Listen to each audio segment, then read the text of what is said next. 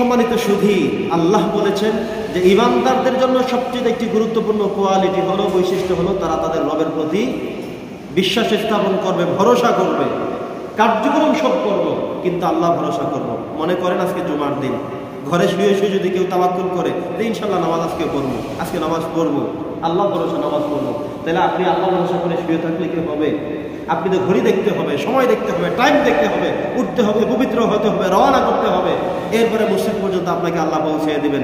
কিন্তু আপনি শুয়ে শুয়ে বললেই তো আর হয়ে যাবে না। একটা জামা আপনি গায়ে দিবেন, আপনি আল্লাহ ভরসা করে শুয়ে থাকলে কি জামা গায়ে দেওয়া হয়ে যাবে?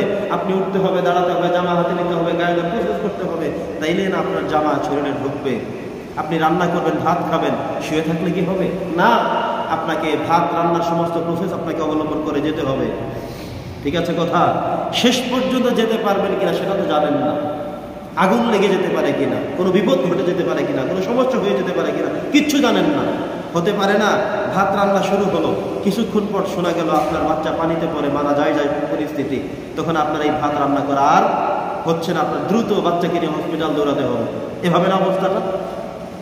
আবার আপনি রান্না শুরু করলেন, আগুন লেগে ধাউ ধাউ করে জ্বলে উঠছে, সিলিন্ডার বাষ্ট হয়ে বিশাল এক বিস্ফোরণ হয়ে গেল। তার মানে হলো আপনি আপনার কার্যক্রম করার জন্য আপনি প্ল্যান করে, প্রোগ্রাম করে, আস্তে আস্তে ধীরে ধীরে অগ্রসর হয়ে আর আল্লাহর উপরে ন্যস্ত নিজেকে রাখতে হবে যে আমি আল্লাহ ভরসা করে, আল্লাহর উপরে তাওয়াক্কুল করে, আল্লাহর সহযোগিতাতে আমি এগিয়ে গেলাম।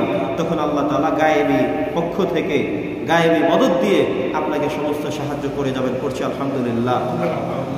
সম্মানিত উপস্থিতি, হযরতে ইব্রাহিম আলাইহিস সালাতু ওয়াস সালাম তিনি আল্লাহর উপরে তাওয়াক্কুল কিভাবে করেছেন, যেটি কোরআনুল কারীমে আল্লাহ তাআলা আয়াত হিসেবে দিয়ে দিয়েছেন। রব্বানা আলাইকা তাওয়াক্কালনা ওয়া ইলাইকা আনাবনা ওয়া ইলাইকাল মাসির। ইব্রাহিম আলাইহিস সালাম যখন তিনি তার ব্যক্তিগত কার্যক্রম করতেন, তিনি একজনের উপরে অভিমুখী হতেন। তিনি আর কেউ না, তিনি হচ্ছেন আল্লাহ। তিনি কে? আল্লাহ। রব্বানা আলাইকা তাওয়াক্কালনা, হে আল্লাহ আমি তোমার উপরে তাওয়াক্কুল করলাম, ভরসা করলাম, করেই কাজ শুরু করলাম।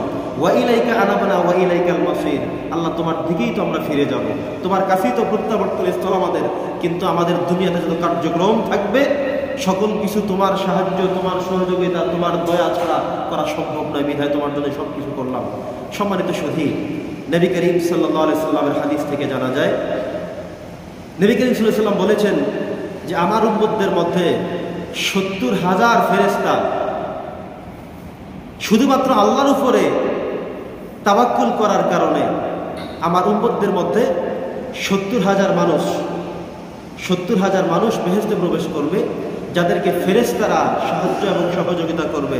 যখনই একজন মানুষের আল্লাহর দিকে অভিনষ্ট হয়ে যায়, আল্লাহর উপরে তাওয়াক্কুল করে ফেলে, তখন আল্লাহ তাআলা কিছু রহমতের ফেরেশতা তার জন্য নিযুক্ত করে দেন। আর নবীজি বলছেন ৭০,০০০ মানুষ আল্লাহর উপরে তাওয়াক্কুল ভরসা করার কারণে তারাও আল্লাহ তাআলার পক্ষ থেকে মুক্তি পাবেন।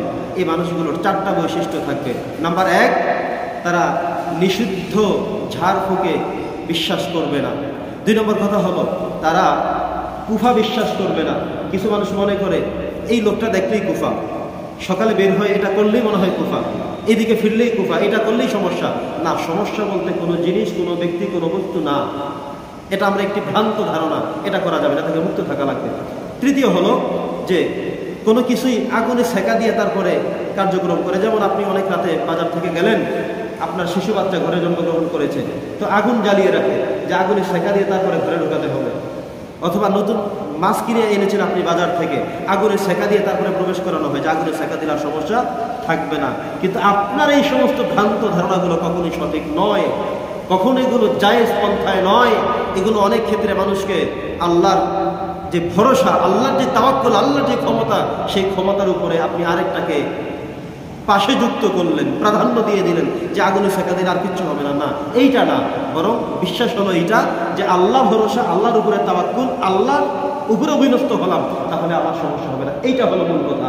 কিন্তু আমরা আগুনে সেকা দেওয়া এই সমস্ত বিষয়গুলো কখনোই যেন না হয়। আরেক